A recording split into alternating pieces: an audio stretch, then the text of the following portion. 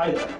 Welcome to Hersco Online, where we look at tips and ideas for making custom foot orthotics, custom shoes, and AFOs in these short educational videos. In this segment, we're going to look at designing custom foot orthotics.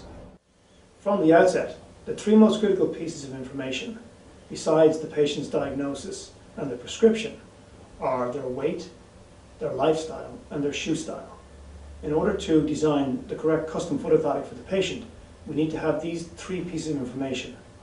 This information may have the least to do with the patient's prescription or even their biomechanical evaluation, but the entire success of the orthotic may well depend on the three factors: the weight, the lifestyle, and the shoe style.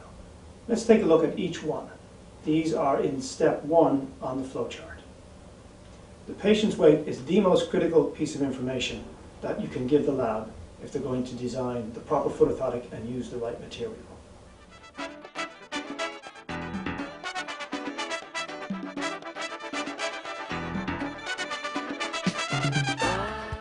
For example, a soft durometer EVA, such as a 35 Shore hardness EVA, may work well for an older lady who's 125 pounds, but the same orthotic designed for a truck driver who's 250 pounds will need to be made of something firmer, such as thermocork, 55 durometer.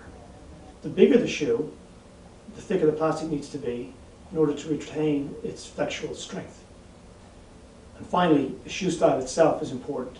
Is the orthotic going into a laced shoe, a sneaker, or a work boot?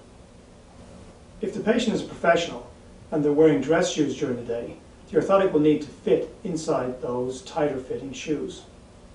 On the other hand, a patient is an athlete, someone who's perhaps training for the marathon, will typically only want the orthotic to work in their sneakers. You have more room and more choices in those situations. Ask the patient what they use the orthotic for most and what kind of shoes they typically wear. And don't be fooled by what they wear when you see them in the office. Personally, I think it's great if you have 2 pairs of orthotics, or even more. One for your dress shoes and one for your sneakers. That way, you always have the right orthotic in the appropriate footwear.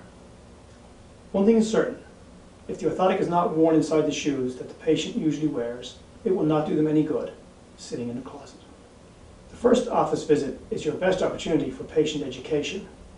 That is the time when they're most likely to listen to you, considering the fact that they're usually in pain. They need to consider getting the right pair of shoes for your foot orthotic to work.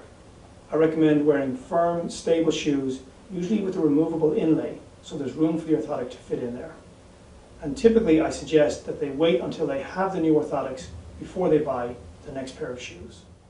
And finally, a top tip: anytime the patient has an existing foot orthotic that's working for them, or they have a shoe with a removable inlay, remove the insert or the orthotic and then trace it so that you can give the lab the outline of exactly what's working for them at the moment. If you give the lab the outline of an existing insole, they can trim the orthotic to exactly fit the shoe. That way you'll not need to make any adjustments once you receive it back from the lab. For these tips and further ideas on designing custom foot orthotics, please visit our website at hersco.com and click on the Educational tab. The article there is called Designing Custom Foot Orthotics. My name is Seamus Kennedy. Thank you for watching Hersco Online.